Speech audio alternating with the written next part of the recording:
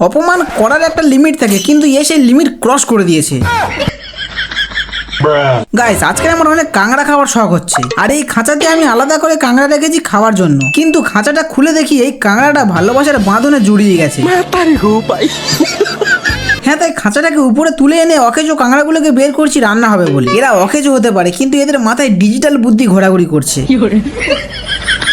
Guys, অকেজো থেকে দুটো কাঁকড়া বের করে বাকি কাঁকড়াগুলোকে দেখছিলাম, কিন্তু এ ওর বউয়ের ভয়ে উপরে উঠে আছে।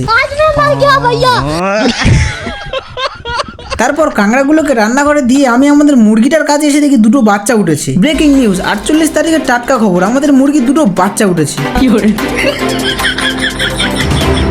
গাইস, আমি অন্য একটা ডিম দেখছিলাম বলে ও আমাকে বলছে, ডিমটাতে হাত দিস না, বাচ্চাগুলো তাহলে তোর মধ্যে এক্ষুনি কালো কালো হয়ে যাবে।